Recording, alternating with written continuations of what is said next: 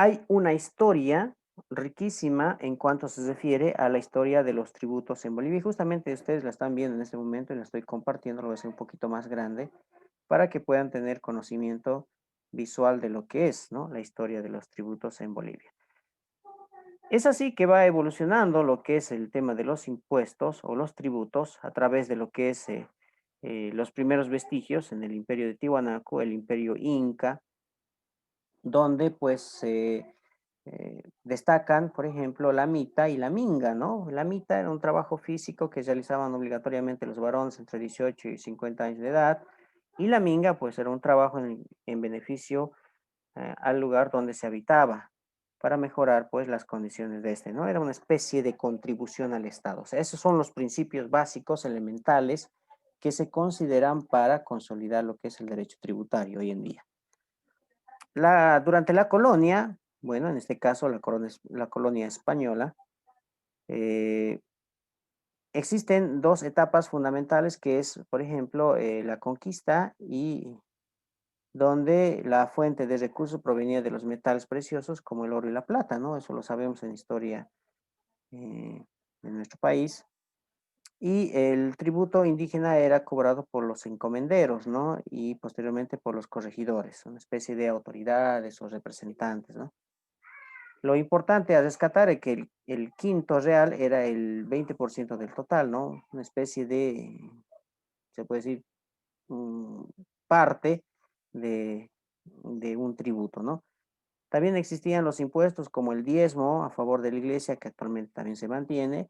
El impuesto al comercio era la alcabala y el almojarifazgo era un derecho que se cobraba sobre importaciones de España, ¿no? Fíjense, ahí ya se estaba dando como los primeros indicios de lo que hoy en día pues conocemos como el impuesto, ¿no?, al valor agregado y también algunos otros, algunas otras actividades.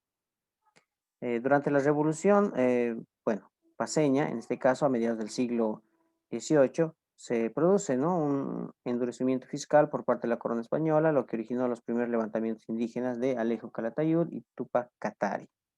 Lo importante de acá es que, pues, la supresión de la alcabala era una aspiración, sin embargo, sofocada. La Revolución paceña se volvió al sistema de tributos coloniales. Eh, Básicamente la colonia española fue la que impuso, ¿no?, los impuestos o los tributos, más allá de que ya existían, ¿no?, en, en la era precolombina. La independencia o durante la independencia en 1825, cuando nació Bolivia a la vida republicana, pues había creado, por decir, una serie de tributos, como se caracterizó por ser un país mm, soberano, en otras palabras, pero que estaba sumido en una depresión económica causada por el saqueo y abandono de las tierras y las minas. Entonces se vio la necesidad de crear una serie de impuestos.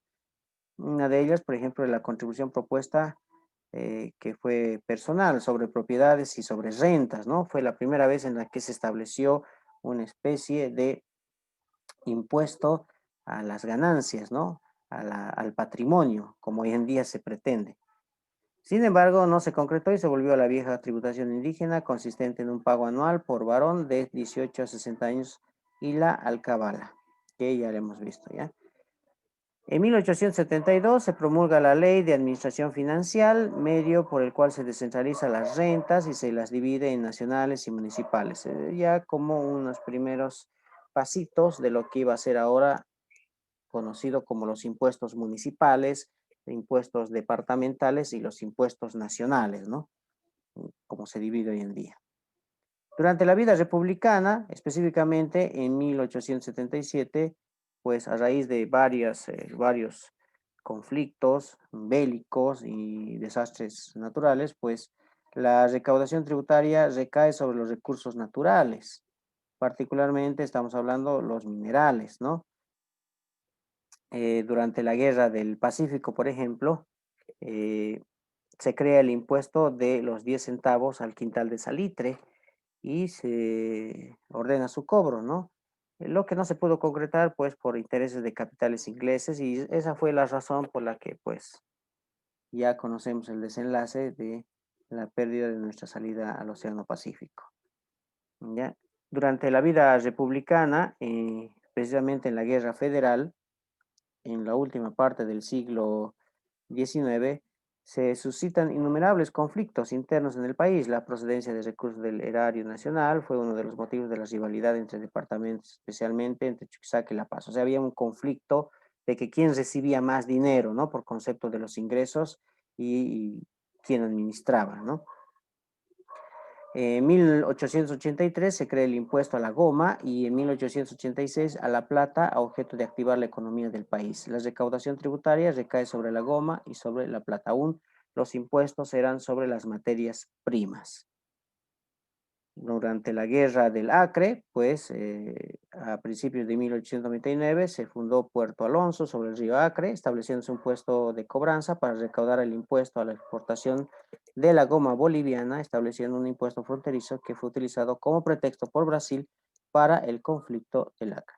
Si ustedes se dan cuenta, bueno, tanto la guerra del Pacífico como la guerra del Acre, los impuestos fueron una de las causales para que se pueda armar, ¿no? Un conflicto bélico.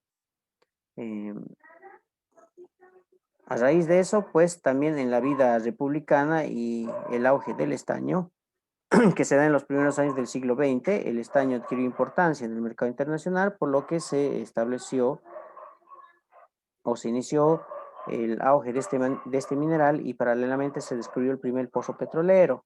Sin embargo, debido a que la contribución de las empresas mineras era irrisoria, era, por decir, insignificante, en el gobierno de José Manuel Pando se perfeccionó la patente de minas y se creó el impuesto al petróleo.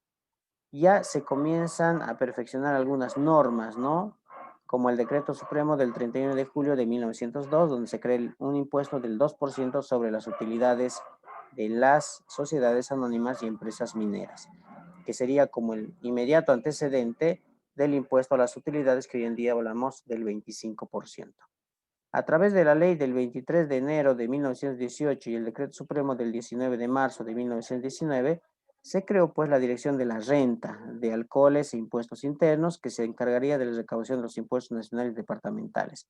Este es el antecedente más próximo con respecto a qué año se fundó, por decir, Impuestos Nacionales, como institución encargada, si bien no con ese nombre, pero con otro, que en este caso se denominaba Dirección de la Renta de Alcoholes e Impuestos Internos, ya como antecedente más próximo. Durante la vida republicana y las primeras instituciones, pues hasta 1926 las finanzas públicas se caracterizaron por tendencia al déficit, es decir, no abastecía lo recaudado en tema de impuestos. Y bueno, la economía que era generalmente deficitaria y cada uno de los presidentes que ingresaba pues la encontraba en ese estado, a la vez decidía, ¿no? Contratar una serie de misiones o estudios para poder modernizar el sistema monetario y financiero y fiscal del país. Es ahí que durante la vida republicana las primeras instituciones que se formaron, pues hicieron una reforma de los tributos. Se creó la aduana nacional, el Banco Central de Bolivia y la Contraloría General de la República. Entre 1921 y 1929 la economía boliviana se basó en las exportaciones de los minerales. Fíjense, en 1926 ya se empezaron a crear instituciones formalmente establecidas que cumplían un rol protagónico en lo que era la recaudación fiscal. Durante la vida republicana y la guerra del Chaco, pues el conflicto que más le costó a nuestro país, en 1934, pues se evidenciaba que los gastos del Estado en defensa superaron el 80% del presupuesto general, pues eso obligó a dejar de pagar la deuda externa. Más adelante les voy a explicar cómo funciona el tema de la deuda externa. Y bueno, también obligó a adquirir nuevos créditos para solventar el costo de la guerra, ¿no? Asimismo, se estableció el impuesto a los sueldos, impulsó la venta de la insignia patriótica, por lo que Bolivia quedó devastada. humana y económicamente a causa de este conflicto. Lo que rescatamos es que el 21 de febrero, específicamente de 1936, el gobierno del coronel David Toro, asesorado por Germán Bush, promulga el decreto de creación de YPFB, o Yacimientos Petrolíferos Fiscales Bolivianos. En 1937 se dictó la primera nacionalización del petróleo y confiscación de bienes a la Standard Oil, que era en ese entonces la empresa transnacional que se dedicaba a lo que era la explotación del petróleo o los recursos hidrocarburíferos. Durante la vida republicana y las reformas fiscales, en el marco de la colaboración para la Segunda Guerra Mundial, el Estado entregó gran cantidad de estaño, lo que pues provocó pérdidas económicas a Bolivia. Ustedes entenderán que en 1942 el gobierno de Enrique Peñaranda se estableció, se contrató o simplemente se asesoró a través de una misión que se denominaba la misión Bohan, que establecía una serie de criterios para lo que es la reformación del sistema tributario boliviano, ¿ya? La Corporación Boliviana de Fomento, el Banco Agrícola fueron creados durante también este tipo de estudios o misiones, ¿no? Bueno, se establecía como misiones, pero al final eran organismos dependientes del Fondo Monetario Internacional que enviaban, como siempre, a que puedan hacer una serie de reformas fiscales si es que el Estado como tal quería obtener créditos, debía cumplir ciertas condiciones. Y eso pues ocurre también en la actualidad, ¿no? El decreto supremo 2409 de 1951 crea la Dirección General de la Renta. Acá ya se consolida lo que pues hoy en día es impuestos nacionales. Y lo más importante, hace su aparición el primer libro Ventas y las multas e infracciones al cumplimiento de las obligaciones tributarias. Ya el Estado comienza a tomar conciencia de que la parte tributaria o el sistema tributario boliviano tenía muchas debilidades. Entonces, tenía que implementar una serie de procedimientos o herramientas para poder agilizar este proceso de reforma tributaria. Durante la vida republicana y la implementación de la factura, pues el triunfo electoral del movimiento nacionalista revolucionario en 1951 fue desconocido, haciendo inevitable la Revolución Nacional de 1952. Bueno, estos acontecimientos políticos y sociales dieron paso a que se diesen una serie de circunstancias para llevar adelante procesos como, por ejemplo, la nacionalización de las minas, la reforma agraria, el voto universal y la reforma educativa.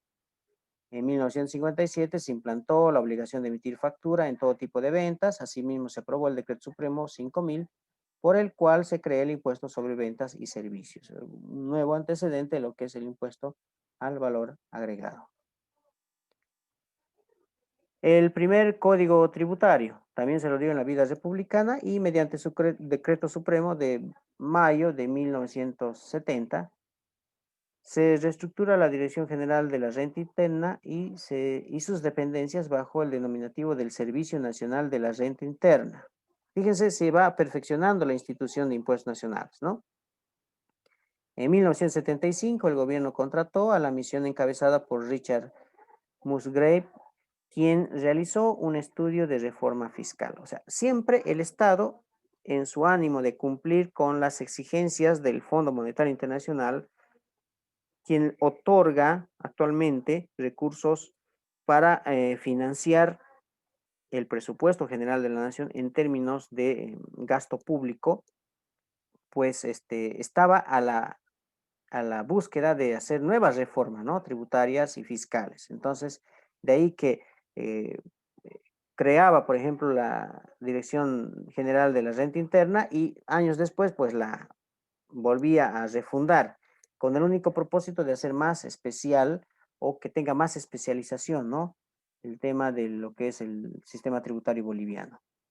La reforma fiscal que se hizo a la cabeza de, pues, de esta misión sugería que las recaudaciones de impuestos a través de los bancos se fuese todo una realidad, ¿no? Ya a partir de ese momento los bancos comenzaban a hacer el cobro de los impuestos, se eliminan los cargos a los formularios, es decir, ya los formularios tenían que ser gratuitos, tenía que existir, pues, lo que es una educación tributaria, porque sabían que una ciudadanía educada, pues, era más consecuente con una cultura tributaria, ¿no? Entonces, también enfatizaban en lo que es enseñar desde niños que la contribución a favor del Estado, pues es una obligación que tenemos todos como ciudadanos, habitantes de este Estado. La creación del impuesto al valor agregado es acá donde se crea el impuesto al valor agregado o el IVA, el impuesto a los profesionales, al consumo específico y a la herencia, a los asalariados y a la propiedad, entre otros. Se crea una serie de impuestos, ¿no? A raíz de esta misión que pues el gobierno en 1975 había contratado. Bien. Ya en la vida republicana también y la recaudación mínima, en 1982 Bolivia vuelve a la democracia con el gobierno de la UDP y la recaudación tributaria llegó a su nivel más bajo, ¿no? Se había suspendido el pago de la deuda externa, se aplicó la desdolarización de la economía, afectando a los pequeños ahorristas y el Banco Central no tenía reservas. Eh, Se disparó la demanda salarial que resultó en la emisión monetaria que provocó un índice inflacionario del orden del 23.500%, es lo que nuestros padres conocen como el periodo de hiperinflación, uno de los mayores a nivel mundial, ¿no? A raíz de esta realidad se promulgó el Decreto Supremo 2160, que muchos lo critican y que en realidad cortó de raíz lo que era la hiperinflación, ¿no? Muchos, bueno, sin argumento, critican al decreto 21060, pero este decreto supremo, pues es un decreto supremo maestro porque cortó la hiperinflación que el país estaba viviendo hasta antes de su promulgación y mediante el cual, pues, se establecía un nuevo modelo que era el modelo neoliberal, ¿no? Lo importante de acá es rescatar que la política de shock indujo a una depresión y a un alto costo social, produciendo un incremento intenso de la economía informal y un crecimiento del contrabando. Claro, como veníamos de una hiperinflación en el gobierno de la UDP, pues existía una necesidad de adoptar una medida de golpe, ¿no? Y eso fue lo que provocó el 21060. Y se relocalizaron a varios trabajadores mineros, se propagó lo que es el tema del comercio informal. Ahí fue donde pues, muchos quedaron desempleados y llegaron a incurrir en el comercio informal, que hoy en día, pues, es un monstruo, ¿no? Y que más adelante ustedes lo van a ver.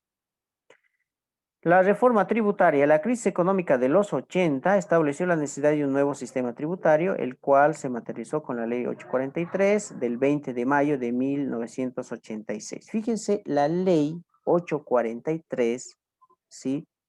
Fue promulgada el 20 de mayo de 1983. De ahí que la exigencia actualmente del régimen general particularmente es que se debe hacer una nueva reforma tributaria porque nuestra ley está prácticamente caduca, desactualizada, descontextualizada y todo lo demás.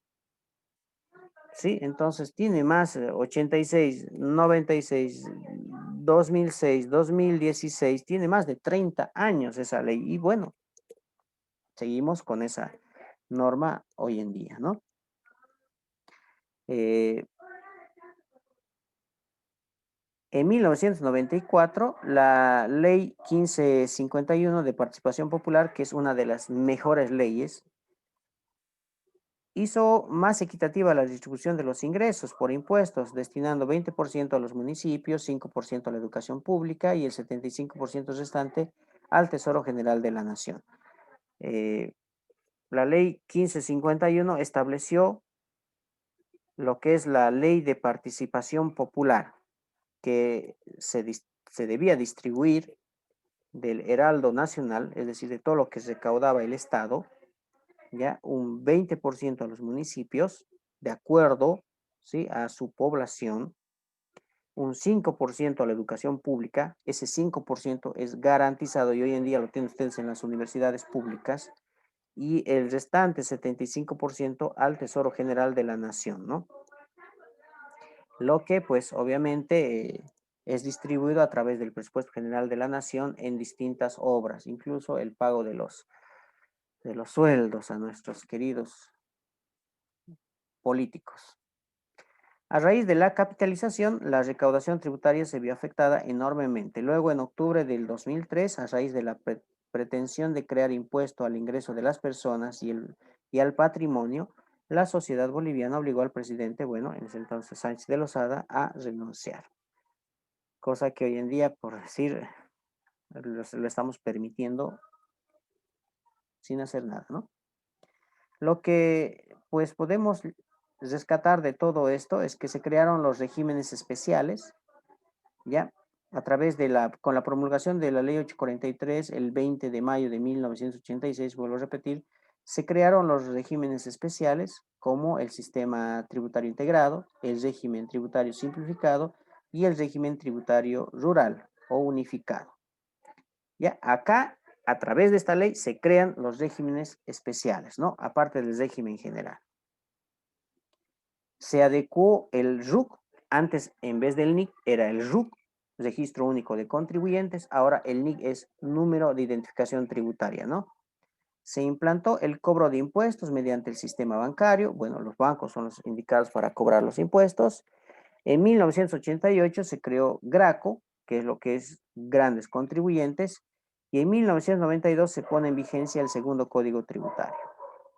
Bueno, es una readecuación, no un segundo Código Tributario como establece la historia, ¿no? Porque si fuese un segundo Código Tributario, pues hubiese habido unas modificaciones sustanciales, por lo menos en un 20%. No, no, es simplemente unas adecuaciones y unas reglamentaciones que ha sufrido el Código Tributario. Se crea el impuesto a las utilidades de las empresas, se promulga la ley 2166, por la cual se cambia el nombre a la Administración Tributaria por el de Servicios de Impuestos Nacionales. Recuerden bien las fechas. En 1992, pues a través de la ley 2166, se crea lo que es el Servicio de Impuestos Nacionales. Para luego, en el 2003, se promulgue la ley 2492 que pone en vigencia el nuevo Código Tributario vigente. En el 2005 se promulga la nueva ley de hidrocarburos creando el IDH. Finalmente, se cambió, bueno, finalmente se cambia el RUC al NIC, ¿no? O sea, son fechas claves que ustedes deben recordar. ¿Ya? Esto es importantísimo. Bien.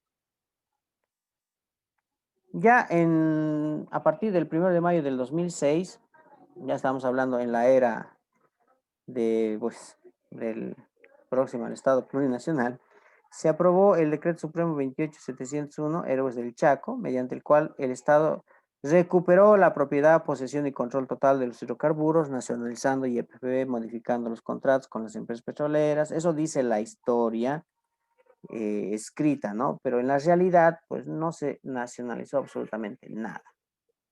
¿Ya? Lo que se hizo fue prácticamente una compensación con las empresas que administraban las instituciones como ser YPFB, que más antes, bueno, habían sido las que participaron del proceso de capitalización.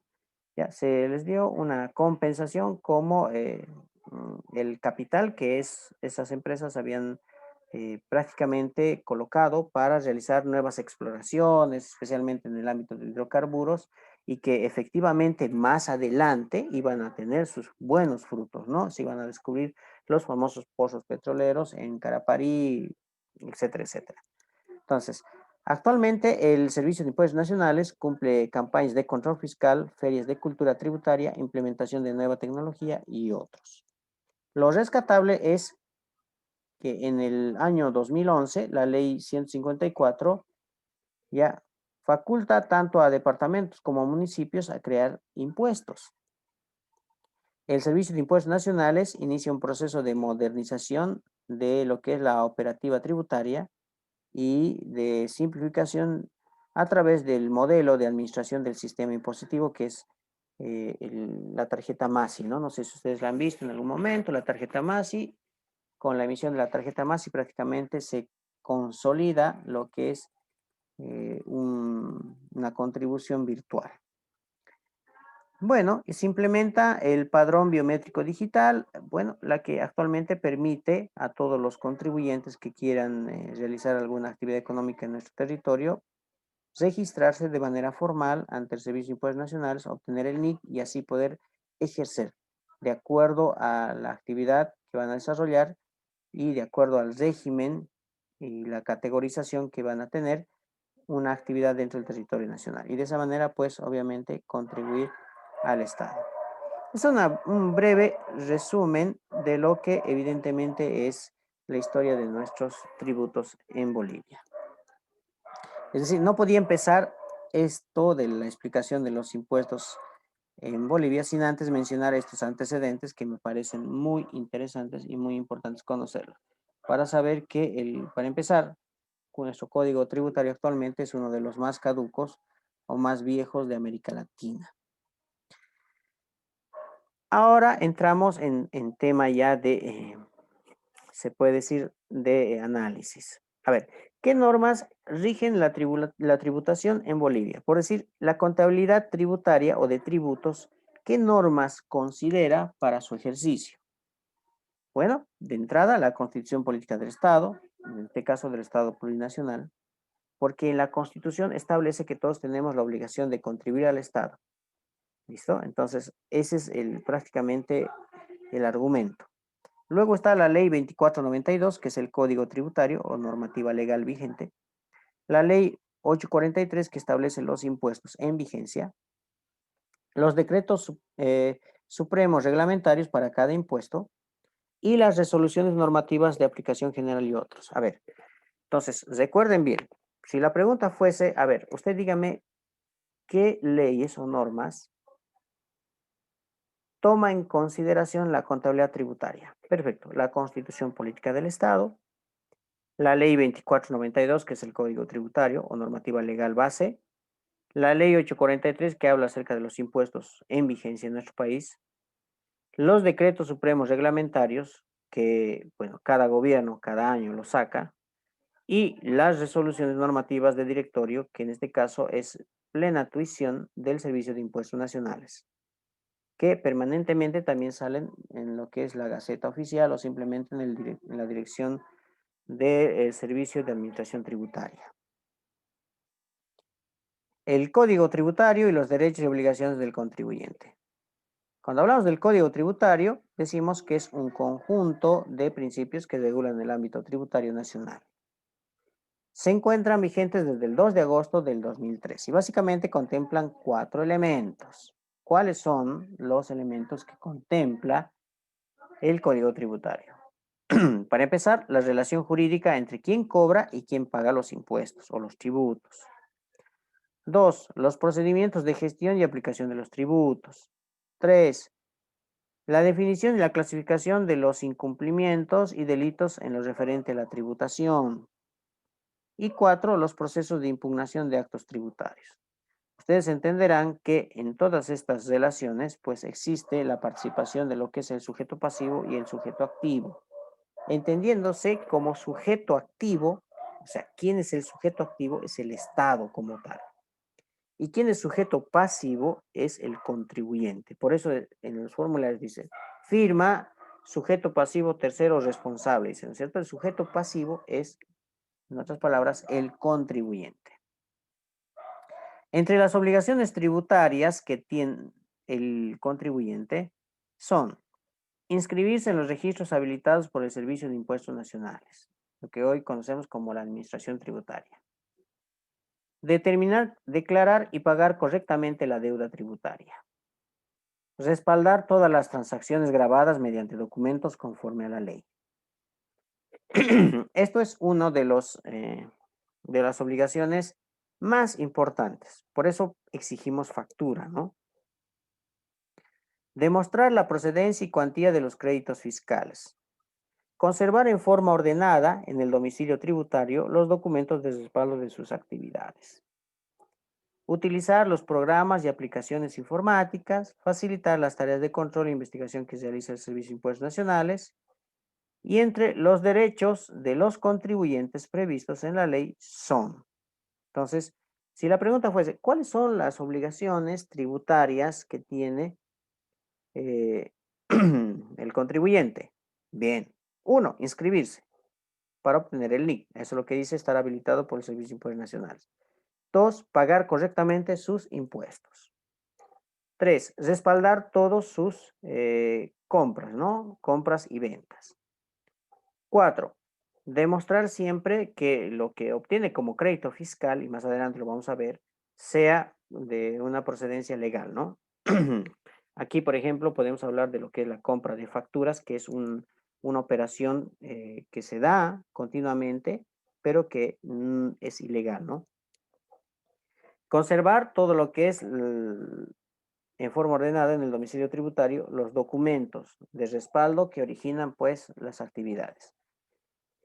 Utilizar todas las aplicaciones, los programas informáticos que sean necesarios para garantizar que la información tributaria sea la correcta y facilitar las tareas de control e investigación que realice el Servicio de Impuestos Nacionales. Y entre los derechos de los contribuyentes previstos en la ley son ser informado y asistido en el cumplimiento de sus obligaciones tributarias y el ejercicio de sus derechos. Eso es importante, ¿por qué? Porque como nosotros somos contribuyentes, contribuimos al Estado, entonces tenemos que estar permanentemente informados y asistidos, ¿no es cierto?, en cuanto a nuestras obligaciones. No es un favor que nos hace, por ejemplo, Impuestos Nacionales cuando nos llama y nos hace recuerdo de nuestros impuestos. Ni mucho menos tiene que ser un medio de presión, ¿no?, que como actualmente se lo está tomando. Tenemos también derecho a la reserva y confidencialidad de datos e información. Todos los datos tributarios pues son confidenciales, ¿no? No tienen que ser ventilados al público. Tenemos el derecho a ser tratados con el debido respeto y consideración por todo el personal de la administración tributaria. Que la administración tributaria brinde soluciones dentro de los plazos establecidos. A solicitar certificación y copia de sus declaraciones juradas presentadas. A presentar todo tipo de pruebas que deberán ser tomadas en cuenta cuando se les impone una sanción. A la devolución de montos pagados en exceso. Entonces, estas son las obligaciones que tenemos nosotros, perdón, los derechos que tenemos nosotros como contribuyentes. Y entro a hablar acerca de lo que es esto, muy importante. La pregunta, por ejemplo, ¿qué son los tributos y su clasificación? Debe comenzar haciendo este análisis. A ver, hemos dicho que los impuestos son contribuciones económicas que realiza el contribuyente a favor del Estado. Bien, es una contribución, lo que indica de que el Estado necesita esta contribución para funcionar, ¿no? Para funcionar me refiero para desarrollarse todas las actividades que tienen el presupuesto general de la nación, el Estado.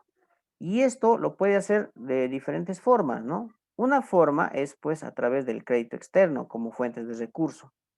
Ahí está, por ejemplo, el famoso Fondo Monetario Internacional, el Banco Mundial, el Banco Interamericano de Desarrollo, la Corporación Andina de Fomento, países como Canadá, China, Japón, Estados Unidos y otros, ¿no? Hoy por hoy, por ejemplo, China es el mayor acreedor de América Latina. Se considera que China prácticamente si hiciese efectiva su deuda a la fecha del 2020, pues América Latina sería prácticamente como eh, comprada o tuviese quizás ese mismo valor, porque América Latina le debe tanto a, a China que pues por los créditos externos, ¿no? Entonces, eso es pues una realidad. Ni que hablar de países como Venezuela, por ejemplo, ¿no? Entonces, una forma de financiar la función del Estado es a través del crédito externo, ya obteniendo recursos a través de préstamos. Otra forma de financiar la operatividad del Estado es a través del crédito interno como fuente de recursos. ¿Cómo? A través de la emisión de bonos, ¿no? Del Tesoro General de la Nación o empresas privadas nacionales extranjeras, el uso de las AFPs, que es el ahorro de los trabajadores, ¿no? Entonces, ahí también hay algo muy importante que ustedes deben comprender. El Estado administra lo que es nuestro fondo de pensiones, ¿no? y pues esta plata, estos recursos son fuente de crédito interno.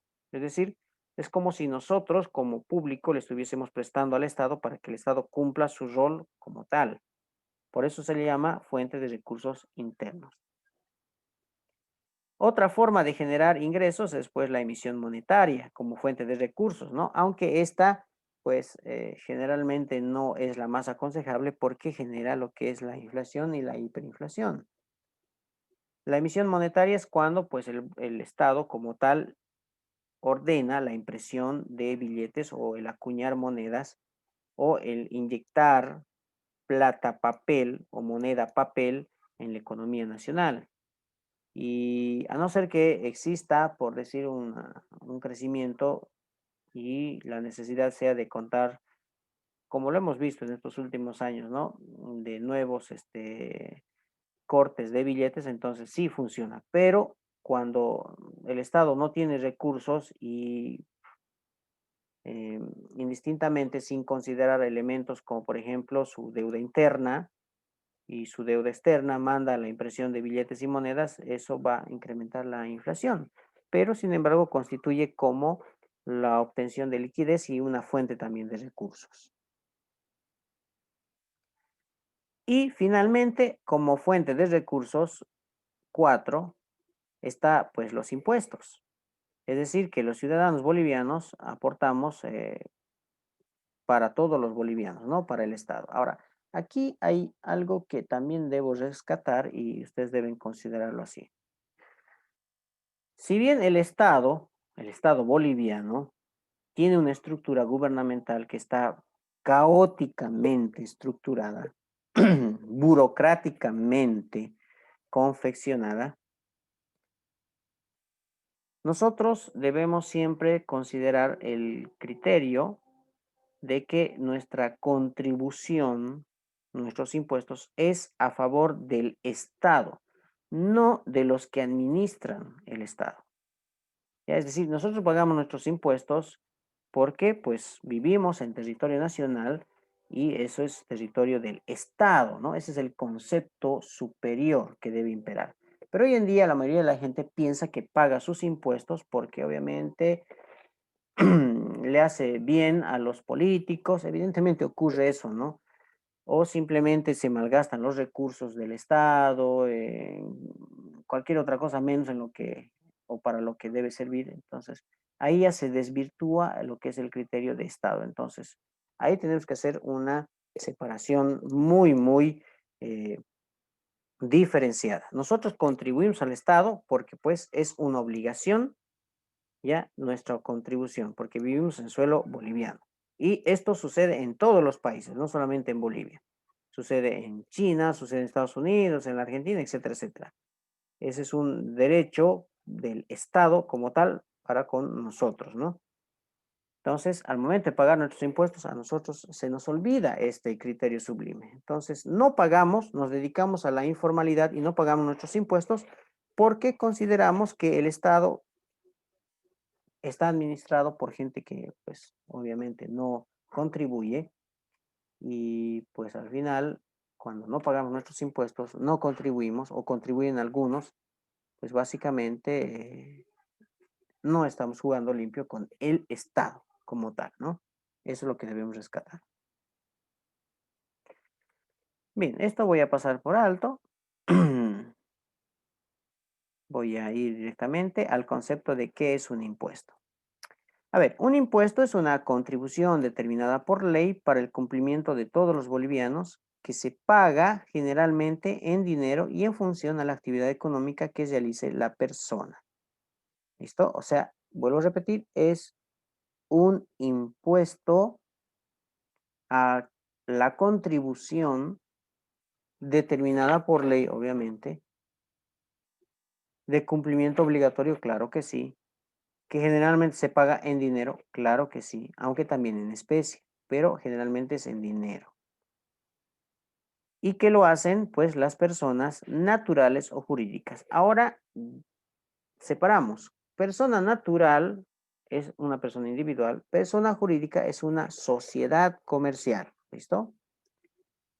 Bien, entre los impuestos que hay, pues generalmente están el IVA, el RC-IVA, el IT, el IUE, el ICE, el ITF, IDH, IHD, IMT, el IPG, el ISAE, TGB y el IJ. A ver, dicho de otra manera, el impuesto al valor agregado del 13%, el RC-IVA o régimen complementario del impuesto al valor agregado del 13% también, el impuesto a las transacciones del 3%, el IUE o impuesto a las utilidades de las empresas del 25%, el impuesto al consumo específico que se paga por producto, el impuesto a las transferencias financieras, que en este caso ha cambiado, ya es el 0,05 si no me equivoco, 0,5 por mil si no me equivoco. El impuesto directo a los hidrocarburos, que es por producto y es del 32%. El impuesto especial a los hidrocarburos y sus derivados, que es por producto. El impuesto municipal a las transferencias, que es del 3%. Y el impuesto a la propiedad de bienes, que es el 0,35%. El impuesto a la participación del juego, que es el 15%. El impuesto a las salidas al exterior, que también ha cambiado o ha modificado su, alícuota, ¿no? Ha cambiado su alícuota. La transmisión gratuita de bienes, ¿ya? Que varía en función al 1, 10 y 20, dependiendo. Y el impuesto a los juegos, que es del 10 al 30%. O sea, la mayoría de los impuestos, si es que hoy en día se están modificando muchos y están creando otros, ¿no? Como el impuesto a las riquezas, por ejemplo, o a las fortunas, ¿no? Que he estado viendo de paso y bueno, a ver si funciona. No funcionó en la era republicana, dudo mucho que funcione ahora. Bien, el Servicio de Impuestos Nacionales es la institución encargada de lo que es ya por decir, la encargada de la recaudación tributaria. ¿Ya? Pero existe un vínculo con lo que es política tributaria, legislación tributaria y administración tributaria. Ahí vamos a hacer una diferencia, porque no es lo mismo hablar de política tributaria que de administración tributaria. Cuando hablamos de política tributaria, estamos hablando del Congreso prácticamente, ¿no? El Congreso o la Asamblea del Estado Plurinacional, que es la instancia en donde se definen las estrategias y los lineamientos para la obtención de recursos para el Estado a través de tributos, ¿no? Es esa instancia en la que se crean los impuestos, se modifican, se derogan, etcétera, etcétera. La Asamblea Legislativa Plurinacional en sus dos cámaras es básicamente la que crea los impuestos. La legislación tributaria, que a través del Poder Ejecutivo, en este caso, ministerios y viceministerios, es la que instrumenta la política tributaria, ¿no? A través de leyes y decretos. Es la que pone en vigencia la política tributaria. Por decir, si la Asamblea Legislativa Plurinacional aprobase un nuevo impuesto, como el que es el impuesto a las fortunas, pues tendrá que primero aprobarse en ambas cámaras para luego pasar y ser promulgada, ¿no? A través de un decreto o una ley, y eso pasa por el Poder Ejecutivo, ¿no? Básicamente es el presidente el que, pues, promulga.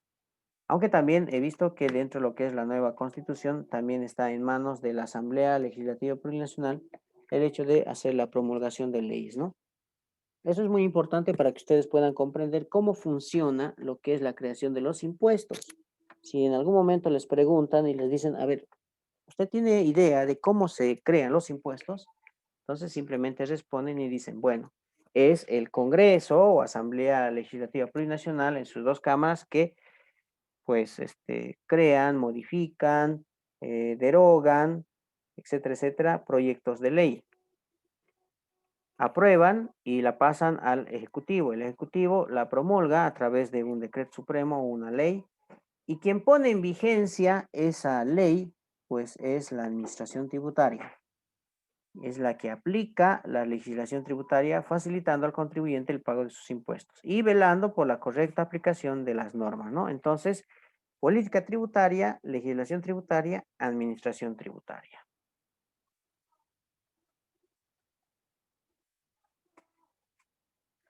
Cuando hablamos de las actividades que cumple el Servicio de Impuestos Nacionales, suponga que sea una pregunta, a ver, ¿qué actividades cumple el Servicio de Impuestos Nacionales? Por decir, ¿no? Si supongamos que sea esa la pregunta. Entonces, ustedes para no quedar mal parados, pues simplemente tendrían que decir de que el Servicio de Impuestos Nacionales tiene como objetivo básico promover el mejoramiento de la imagen de la administración tributaria frente a sus integrantes y la opinión pública, para dejar, perdón, para un mejor nivel de confianza sobre su integridad y eficacia. Uno de los fines, ¿no? Otro es contar con una presión tributaria. Si ustedes se detienen a observar en la parte que está pintada de amarillo, que es lo que al menos nos interesa, uno de los fines básicos es imagen de la administración tributaria, ¿no? Demostrar que se tiene que administrar correctamente, no existir casos de corrupción, de nepotismo, nada. Uno. Dos es la presión tributaria, es decir, la administración tributaria es la que pues puede ejercer cualquier acto coactivo para el cobro de los impuestos que por obligación tiene un contribuyente. Después, el cumplimiento tributario debe crear las condiciones para que el contribuyente pues cumpla con sus obligaciones, ¿no? Por ejemplo, en esta pandemia que ha pasado, se ha emitido resoluciones normativas de directorio a través del cual se postergaba la presentación del impuesto al valor agregado y el impuesto a las transacciones, que eran los más afectados por la cuarentena rígida. Entonces, ahí está creando el Servicio de Impuestos Nacionales o la Administración Tributaria está creando las condiciones para que el contribuyente cumpla. Otro fin básico es el uso razonable de los recursos. Sí, es decir, que debe mostrar una imagen de que todo lo que recauda por concepto de impuestos o tributos, pues los va a aplicar efectivamente para el propósito que está contribuyendo el sujeto pasivo, ¿no? Y otro fin básico, pues, es crear, ¿no? Un verdadero riesgo para el evasor, es decir, debe generar una sensación y convencimiento de que aquellos que no cumplen con sus obligaciones tributarias o infringen lo que es las normas, ¿ya? Van a ser sancionados. Todo esto, pues, hace suponer que el fin único, básico, supremo de la administración tributaria es proveer al Estado de los recursos necesarios para su funcionamiento, los cuales deberán ser, pues, legalmente definidos para que sean aportados obligatoriamente por los contribuyentes. Entonces, la administración tributaria tiene un fin básico. ¿Cuál es? Proveer al Estado de los recursos necesarios para el funcionamiento de este, ¿no?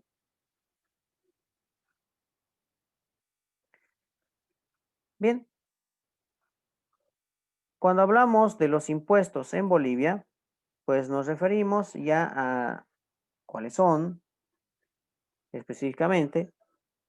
Vamos a hablar también acerca de qué es un impuesto, en qué consiste y dentro de una de las preguntas, bueno, dice, ¿no?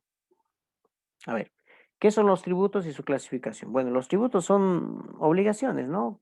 Contribuciones que percibe el Estado en el ejercicio del poder de imperio, ¿no? Es decir, que impone con el objeto de obtener recursos para el cumplimiento de sus fines.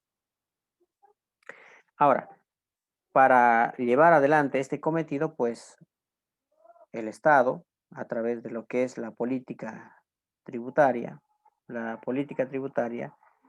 ¿ya? La legislación tributaria y lo que es la administración tributaria, pues clasifica de acuerdo al tipo de actividad, al universo de contribuyentes, en los siguientes: régimen general y regímenes especiales. En el régimen general, por ejemplo, están los principales contribuyentes y el resto de contribuyentes. Y dentro del régimen especial o regímenes especiales están el régimen tributario simplificado, tributario integrado y el régimen agropecuario u unificado. ¿Ya? Estos son los tipos de régimen, ¿no? Entonces, si la pregunta fuese, ¿cómo clasifica el Estado a los contribuyentes? Bueno, los clasifica en regímenes, régimen general y regímenes especiales. ¿Quiénes forman parte del régimen general? Bueno, están los principales contribuyentes y el resto de contribuyentes. Y dentro de regímenes especiales están el régimen tributario simplificado, el régimen tributario integrado y el régimen agropecuario, ¿no? Más adelante vamos a ver qué componen cada uno. Dentro de los regímenes está el régimen general y estos pues obviamente se caracterizan, en algún momento ya lo he dicho, se caracterizan porque son los que emiten factura, ¿ya? ¿Y quiénes son estos que están dentro del régimen general? Pues las empresas industriales, petroleras, constructoras, de servicios, bancos y seguros, profesionales, consultores, hospitales, buses, flotas y otros, ¿no? Son los que pues contribuyen de manera, se puede decir, eh, al Estado a través de la emisión de factura. Y dentro de los regímenes especiales, pues están los comerciantes minoristas, agricultores, taxistas, minibuses, artesanos, vivanderos, avicultores, floricultores, piscicultores, etcétera, etcétera, ¿no? Estos por lo general, pues obviamente no emiten factura, aunque se han visto casos excepcionales, ¿no? Bien, otro dato importante también que deben considerar es el tema del régimen general, aunque esto todavía, esta información hoy ya ha cambiado, ¿no? Del régimen general. Y los regímenes especiales también, ¿no? Ha cambiado el capital. El capital que, bueno, diferenciaba, ¿no? Al régimen tributario simplificado. Pero lo que quiero que entiendan ustedes es que dentro de los regímenes especiales se refiere al régimen tributario simplificado a todos aquellos que son comerciantes minoristas, que venden comida o vivanderos, artesanos que tengan un capital entre, pues, los 37.000 y los 51.000, si no me equivoco, que ahora es. Los del sistema tributario integrado, pues las personas naturales que son propietarias de taxis, micros, minibuses, camiones o transporte urbano interprovincial, que posean pues hasta 2 unidades de vehículos. Y dentro del régimen agropecuario, pues las personas propietarias de tierras con extensiones no superior a límites establecidos que realicen actividades agrícolas, pecuarias, actividades de agricultura, apicultura, floricultura, cunicultura y piscicultura, ¿no? Bien, eso es, por decir, los regímenes. Si ustedes se dan cuenta, hasta ahorita estamos hablando estrictamente del contribuyente y de la forma como se clasifica el contribuyente o cómo lo clasifica el Estado al sujeto pasivo o contribuyente.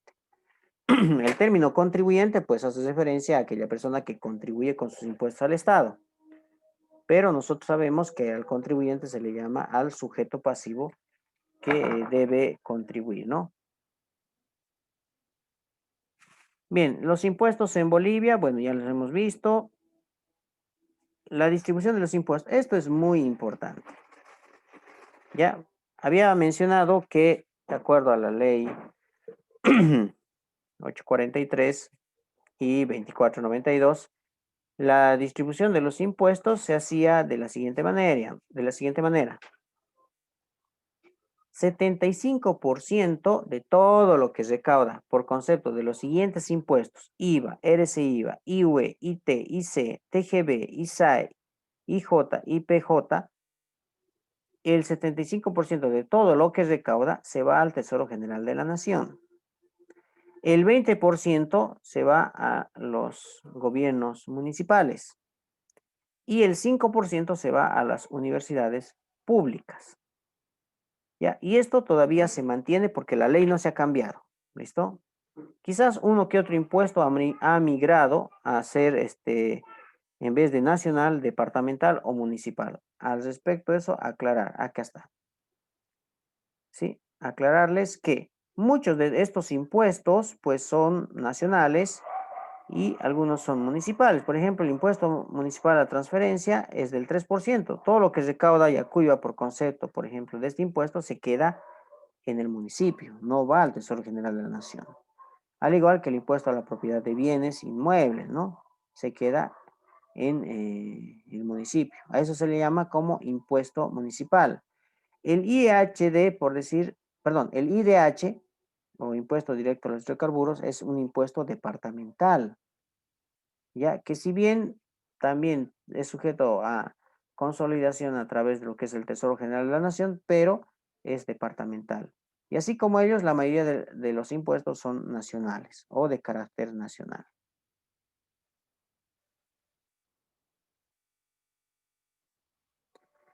Bueno, el destino de los impuestos, ya saben que es salud, educación, seguridad, desarrollo, infraestructura. Bueno, eso vamos a pasar por alto.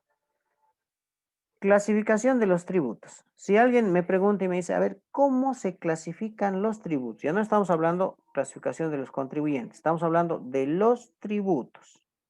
Bueno, estos se clasifican en impuestos, tasas y patentes. Cuando me preguntan qué es el impuesto, entonces yo simplemente tengo que responderle que es el tributo cuya obligación tiene como hecho generador una situación prevista por ley, ¿no?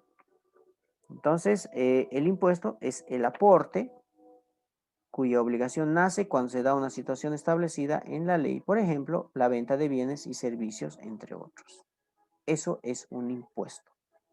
Impuesto al valor agregado, por ejemplo, es un impuesto.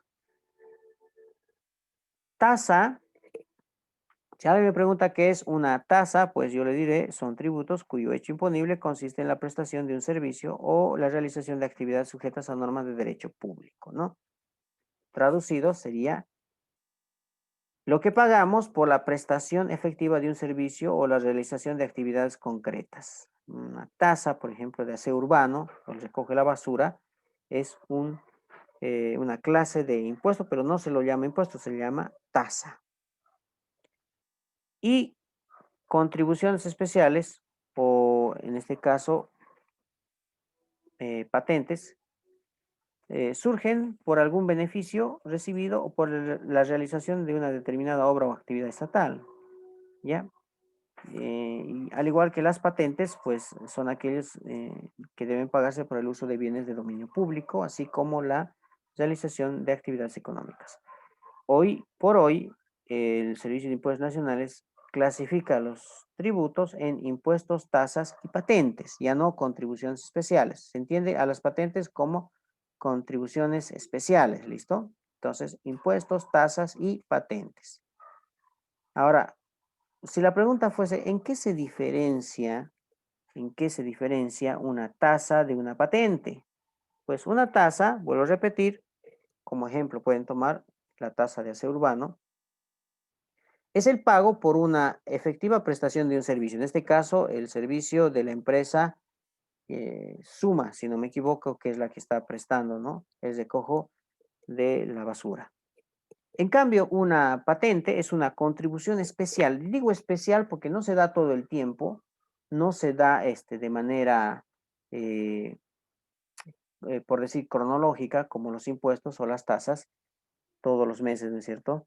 Sino que es una contribución especial que surge por algún beneficio que vamos a recibir nosotros. Una obra municipal podría ser.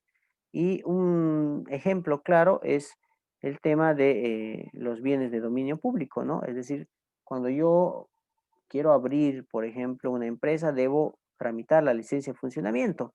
Y la licencia de funcionamiento, pues me va a mí proporcionar la capacidad de colocar mi tienda que va a utilizar la acera que corresponde al gobierno municipal, porque eso es la norma, si establece. Entonces estoy haciendo uso de bienes de dominio público. Y ahí, pues, obviamente voy a tener que pagar por ese derecho que va básicamente garantizar el ejercicio de poder atender o colocar mi tienda, mi negocio haciendo uso de bienes de dominio público durante un tiempo. ¿Ya? Otras contribuciones especiales podrían ser, por ejemplo, las que hacemos por pro deporte, ¿no?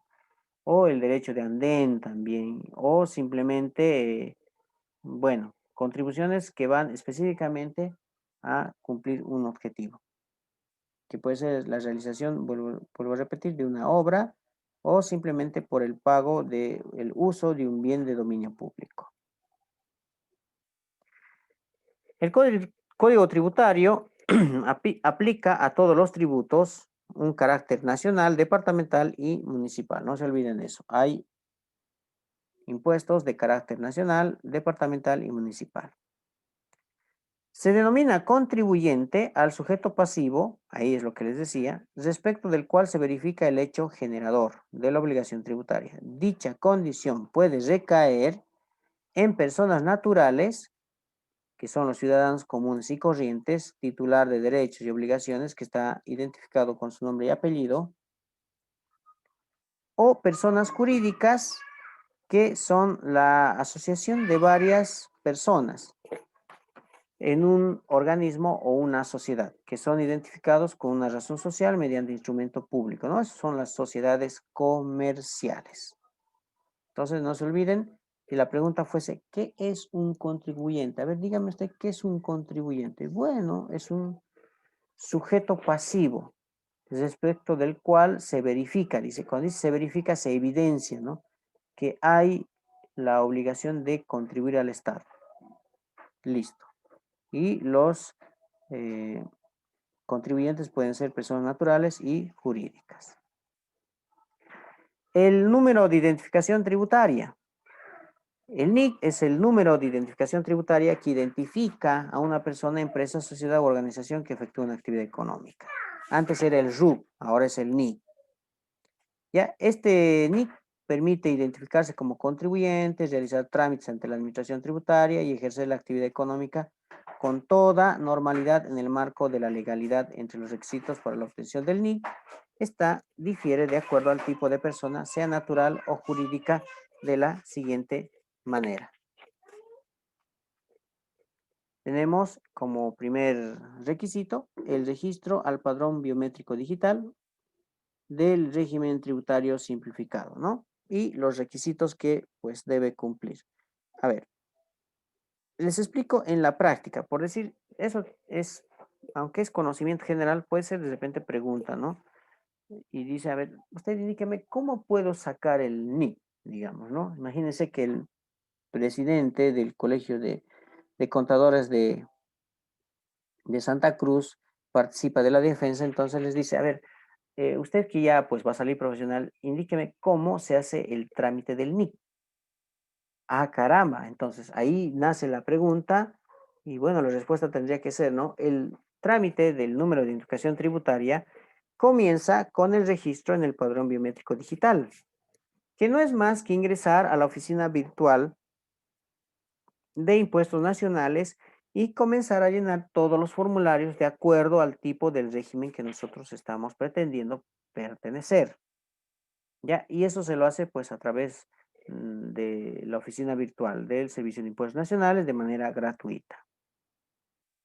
Posteriormente, pues una vez que ya ustedes han llenado todos los formularios, que básicamente comprenden colocar los datos de identificación del contribuyente, nombre, apellido, número de cédula, por decir, también dedicación, etcétera, etcétera, o estado civil y también algunos datos, por ejemplo, de croquis del domicilio fiscal o domicilio habitual, la actividad que ustedes pretenden realizar, la categorización a la cual pretenden pertenecer, etcétera, etcétera. O sea, en eso consiste el registro al padrón biométrico digital. Una vez que terminan con este registro al padrón biométrico digital, van a obtener un número de trámite similar al que generamos cuando enviamos los formularios de impuestos. Y con este número de trámite, entonces ustedes van a poder, pues, continuar con el trámite, pero ya en plataforma del Servicio de Impuestos Nacionales, ya con la, eh, con el adjuntar los siguientes documentos, ¿no? Generalmente que son, por decir, cédula de identidad, mm, a ver, vamos a desglosar para que no se entremezcle esto. Los que van a pertenecer al régimen tributario simplificado, por decir, deben contar con la cédula de identidad vigente, la última factura de luz, ya del domicilio fiscal, se entiende como domicilio fiscal al lugar donde se va a realizar la actividad, y el domicilio habitual donde vive, ¿no? Donde duerme o pernocta una persona, ¿no? En este caso, el futuro contribuyente. Croquis del domicilio fiscal y del domicilio habitual y el número de trámite generado en la oficina virtual. Bueno, esos son los requisitos que generalmente arroja el sistema cuando ustedes ya se han registrado.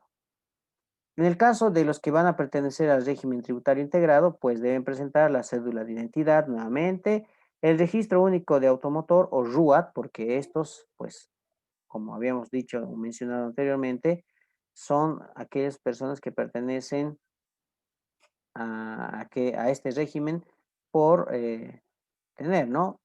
Dos unidades o movilidades destinados al transporte público. También factura de luz o del domicilio fiscal y habitual, croquis y el número de trámite de la oficina virtual. Para las personas naturales, pues también, ¿no? Tienen que presentar cédula de identidad original. Si ustedes se dan cuenta, la cédula de identidad original es uno de los requisitos que no va a variar ya sea de un régimen a otro. También la factura de luz del domicilio fiscal y habitual tampoco va a cambiar. Y pues también el tema de el croquis, ¿no? Croquis del domicilio fiscal y habitual y el número de trámite generado en la oficina virtual. Lo que sí va a cambiar cuando, por ejemplo, ustedes están registrando como personas naturales, es decir, profesionales individuales, caso, tendrían que presentar su título académico en provisión nacional o a nivel técnico cuando corresponda. Para empresas unipersonales, pues nuevamente la cédula de identidad del propietario, factura de luz, croquis, balance de apertura, matrícula de comercio cuando se trate de estar vinculado con actividades del Estado, es decir, por ejemplo, ser o realizar operaciones con alcaldías y eh, gobiernos departamentales o regionales, y el número de trámite generado en la oficina virtual. Cuando se trate de sociedades comerciales, ¿ya? Testimonio de constitución de las sociedades, o eso es la escritura pública de constitución, ¿ya? Personería jurídica, acta de asamblea debidamente notariada y su modificación si corresponde. Cédula de identidad, obviamente, el poder notariado para las facultades del representante legal, porque en el caso de sociedades hay un representante legal, ¿ya? Última factura de aviso de cobranza de luz o factura de luz del domicilio fiscal o domicilio habitual. La resolución administrativa del gobierno autónomo departamental que acredite la actividad de turismo receptivo solo para los que se dedican al turismo, ¿no? Croquis, domicilio fiscal y habitual, balance de apertura, matrícula de comercio y el número de trámite generado por la oficina virtual. Entonces, estos son los requisitos que deben presentar, ya sea las personas naturales o jurídicas, si quieren contar con, obviamente, el número de identificación tributaria. El trámite dura 24 horas, ¿no? Por no decir exagerando, y ahora se ha simplificado notoriamente con procedimientos virtuales. Si ustedes generan, por decir, el número de trámite en este momento, mañana pueden ir a primera hora al Servicio de Impuestos Nacionales con toda la documentación que el mismo sistema les va a pedir y en una hora, exagerando, van a poder sacar el NIC. Ahora, ¿qué consiste el NIC? ¿Ya? O sea, ¿en qué consiste obtener el NIC? Consiste en que ustedes le van a entregar un certificado de inscripción al Padrón Nacional de Contribuyentes. Ese es el certificado en donde ustedes tienen, por ejemplo, tengo aquí uno en mis manos, justamente generado en la anterior oportunidad. El certificado de inscripción establece, por ejemplo, el régimen al que ustedes pertenecen, el tipo de contribuyente que son, si son empresas unipersonales, sociedades comerciales o personas naturales, la razón social que ustedes van a adoptar, ya sea el nombre y apellido de ustedes mismos o un nombre comercial, el estado en el que están, es decir, activo, la fecha que se están inscribiendo, el mes de cierre, de acuerdo a la naturaleza de sus actividades, la dependencia, es decir, de dónde dependen ustedes, de qué, eh, por decir, regional dependen, el municipio en donde están desarrollando la actividad y el domicilio fiscal, es decir, la dirección exacta del domicilio fiscal, donde está el negocio, la empresa unipersonal o donde se ubica la persona natural. También en el certificado de inscripción les va a decir las obligaciones que van a tener, ¿no? Pero antes de eso también les va a detallar las actividades económicas que ustedes han elegido para obtener el NIC. En este caso les va a denotar una actividad principal, que sería, por decir, la actividad primordial, y actividades secundarias que ustedes pueden elegir. ¿Listo? También como un complemento. Y las obligaciones tributarias. Ya en el certificado de inscripción a ustedes les dicen, por ejemplo, qué obligaciones tienen. Si es el impuesto al valor agregado, el impuesto a las transacciones, el impuesto al consumo específico, etcétera, etcétera, o el impuesto a las utilidades, ya les dice con claridad qué tipo de obligaciones tienen. Y eso pues obviamente faculta en cuanto al conocimiento para saber si ustedes van a cumplir o no, ¿no? Al margen de ello, que les entregan también, adjunto al certificado de inscripción, el documento de exhibición, lo cual es muy, muy importante, puesto que el documento de exhibición es ese cartelito, ¿no? Que dice NIC, régimen general, emite factura. Hoy por hoy les comento que ya el documento de exhibición, al igual que el certificado de inscripción, y este trámite es novedoso, es nuevito, prácticamente es algo nuevito, nuevito, según resolución normativa directorio de estos últimos meses, particularmente diciembre, todos los del régimen general tienen que renovar cada año estos documentos, el documento de exhibición y el documento de inscripción, ya cada año. Y no es necesario ya ir a plataforma del Servicio de Impuestos Nacional, sino hacerlo a través de la oficina virtual. A ver, no sé si puedo compartir con ustedes. Yo tengo en este momento un ejemplar. A ver, voy a hacer lo posible para compartir de tal manera que ustedes puedan ver con claridad si evidentemente, a ver, no sé si lo puedan ver. Un ratito voy a dejar compartir esto. Ahí lo tienen, ¿ve? Así sale el nuevo documento. Ya tiene aquí, por decir, lo que es la parte de código QR, la fotografía y bueno, toda la parte de lo que es la estructura, ¿no? Emite factura y todo lo demás. O sea, sí ya viene ahora. Y vuelvo a repetir, tiene una validez de un año. Dice en el documento, ¿no? Válido hasta el 31 de diciembre del 2020, dice, y ya. Entonces, este es el documento de exhibición. ¿Ya? Y bueno, a raíz de este, pues también tengo que mostrarles el documento de inscripción. Este es el documento de inscripción. Este documento de inscripción, pues tiene esta estructura, ¿no? Igual, le está proporcionando a ustedes todo lo que tiene que ver con respecto a las obligaciones y los impuestos que deben pagar, etcétera, etcétera. O sea, esto es indispensable que ustedes lo puedan conocer porque, bueno, así son los documentos ahora.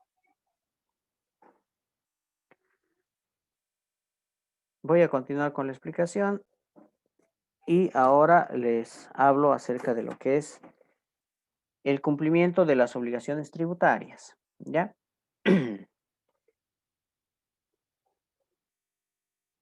Antes de pasar, a ver, les dije el certificado de inscripción, el documento de exhibición, la tarjeta del contribuyente, esto es muy importante, es la tarjeta MASI que se les entrega a ustedes, una tarjetita para que puedan ingresar a la oficina virtual y el volante de las fechas de vencimiento. Hay un volantito que les da una copia, en otras palabras, no es volante, es una copia en donde les dicen las obligaciones secundarias que deben cumplir, como por ejemplo el tema de bancarización, el envío del libro compra y libro ventas, el tema de los formularios 200 y 400, etcétera, etcétera. Entonces son 4 documentos que les tienen que entregar. El cumplimiento de las obligaciones tributarias. A partir de la inscripción del contribuyente, bueno, este adquiere la obligación de presentar sus declaraciones juradas en cualquier entidad financiera. Los impuestos, vuelvo a repetir, se pagan en los bancos, no en el Servicio de Impuestos Nacionales, como en algún momento alguno de mis alumnos me ha preguntado. Dicen, ¿dónde se pagan los impuestos? Se pagan en los bancos. ¿Listo? Ellos son los directos encargados de hacer la recaudación de los impuestos. Bien, y ahora también se lo puede hacer a través de la oficina, no de la oficina, a través de internet, ¿no? De manera virtual, utilizando una serie de atajos que pueden facilitar enormemente el pago de los impuestos. La presentación de las declaraciones juradas está enmarcada en la Ley 843 y las fechas de presentación son variables de acuerdo al tipo de contribuyente y al tipo de impuesto al que está grabado. ¿Ya? Las fechas de vencimiento para el régimen general, que es la que pues factura, está en función al último dígito de su NIC. Por ejemplo, los que terminan del NIC en 0, o sea, su último dígito de NIC termina en 0, deben pagar desde el 1 al 13 de cada mes posterior al mes vencido. Me explico. Por ejemplo, del mes de diciembre, que ya cerró el 31 de diciembre, el impuesto de diciembre se debe pagar en enero, comenzando a partir del 1 hasta el 13 para los que tienen un NIC que termine en 0. Para los que terminen en 1, pues tienen hasta mañana, que en este caso es hasta el 14. Para los que terminen en 2, tienen hasta el 15. Para los que terminen en 3, tienen hasta el 16 y así sucesivamente. ¿Ok? Entonces, en otras palabras, funciona la lógica de sumarle al 13 el último dígito del NIC. Si tú le sumas 0 más 13, pues obviamente paga el 13. Si tu número de NIC termina en 1, entonces le sumas al 13, hacen 14, entonces pagas el 14. Si tu último dígito del NIC termina en 9, le sumas al 13 y te da 21, por decir, perdón, 22, entonces pagas hasta el 22. ¿Ya? Así es la forma de el pago de los impuestos, al menos los que son del régimen general, porque los del régimen simplificado y del régimen integrado pagan cada 2 meses.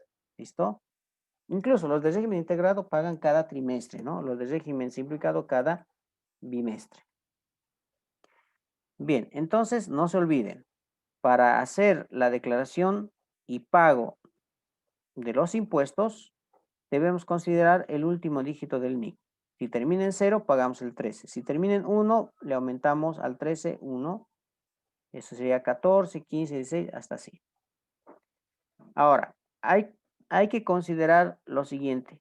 Si el vencimiento cae en día feriado o fin de semana, se arrastra al siguiente día hábil. Eso establece la norma. Si por azares del tiempo, pues obviamente mi NIC termina en 3 y yo le sumo 3 al 13, es 16. 16, fecha 16, cae día sábado, domingo o feriado, automáticamente se traslada hasta el siguiente día hábil para hacer la presentación y el pago de los impuestos. Ya estoy hablando de dos procedimientos fundamentales: presentación y pago de los impuestos. ¿Listo?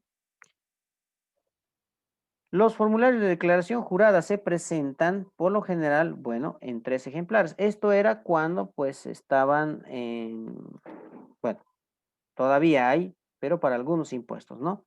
Cuando es físico, ¿ya? Aunque hoy en día ya prácticamente todo el mundo envía sus formularios de declaraciones juradas de manera digital, ¿no? A través de la oficina virtual. Entonces, como que esto no se aplica ya tanto. No lo vamos a explicar. Para poder ejercer la actividad comercial, especialmente los del régimen general que están obligados a emitir factura, deben realizar un procedimiento previo antes de comenzar sus actividades de lleno, ¿no? Es decir, compra, venta, etcétera, etcétera. Deben realizar un procedimiento que se llama dosificación de facturas. Este procedimiento nada más consiste en pedir al Servicio de Impuestos Nacionales que les autorice para que puedan imprimir ya sea uno, dos o tres o cuatro talonarios o N talonarios ya en una imprenta autorizada. Eso se le llama dosificación de facturas. ¿Listo? No se olviden. Dosificación de facturas. Bien. Eso se hace a través de una diligencia, personándose a la dirección digital con su documento de identidad, ya sea en original y copia, ¿no? Etcétera, etcétera. También ahora ya se lo hace a través de la oficina virtual. O sea, todo se está virtualizando, básicamente. Bien, inactivación del NIC. El número de identificación tributaria NIC puede ser inactivado o dado de baja en cualquier momento. ¿Ya? Este trámite es totalmente gratuito y es la única manera de indicar que ya no se tiene obligaciones tributarias. El trámite procede cuando la persona natural o jurídica no ejerce actividades económicas por más de 6 periodos consecutivos o simplemente cuando existe un requerimiento personal. A ver, esto es muy, muy importante. ¿Por qué? Porque cuando ustedes están con el NIC activo, y resulta que pues, no hay ingresos, no funciona la cuarentena, el COVID, etcétera, etcétera. Entonces, ¿para qué lo voy a tener activado mi NIC? ¿Ah? Simplemente lo voy a inactivar. La inactivación del NIC implica que ustedes están cesando temporalmente su actividad. Lo que procede cuando ustedes no han realizado operaciones económicas por más de 6 periodos, es decir, 6 meses, ustedes no han hecho ningún tipo de movimiento. Es decir, han declarado sus formularios en cero. Cero, enero, febrero, marzo, abril, mayo y junio. Pero han declarado, ¿no? Sus formularios. No que no lo hayan declarado. Sino sus declaraciones juradas han sido en cero. No hay compras ni ventas, no hay movimiento. Y automáticamente el Servicio de Impuestos Nacionales les va a dar de baja. Eso es la inactivación automática. Pero cuando ustedes, por ejemplo, desean ya nomás darle de baja, entonces pueden hacer el trámite a través de la oficina virtual. Antes se hacía en plataforma. También se lo hace hoy en día, pero lo que procede por la facilidad y el ahorro de tiempo ahora es por la plataforma, ¿no? Perdón, por la oficina virtual, no la plataforma, la oficina virtual del Servicio de Impuestos Nacionales. Bien, esto es con respecto a toda la parte de lo que es la introducción, etcétera, etcétera, de los impuestos. No hubiera sido correcto no mencionar todo esto antes de comenzar a hablar de los impuestos, ¿ya?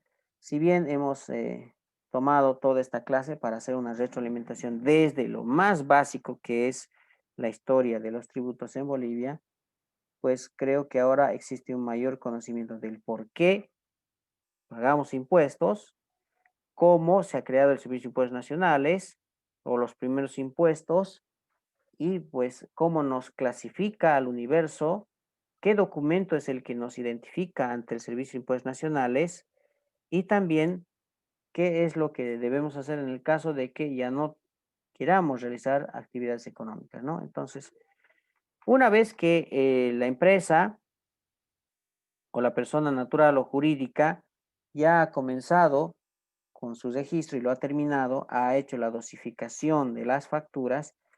A continuación, pues sobrevienen todos los conceptos, como por ejemplo, qué es hecho generador, qué entiende por perfeccionamiento, cuáles son los sujetos de la relación jurídica tributaria, que ya la hemos mencionado, el sujeto activo, el sujeto pasivo, ¿ya? Entonces, ¿qué es el impuesto al valor agregado, el impuesto a las utilidades? ¿Qué es lo que lo vamos a desarrollar específicamente el día de, a ver, sí, mañana jueves, ¿ya?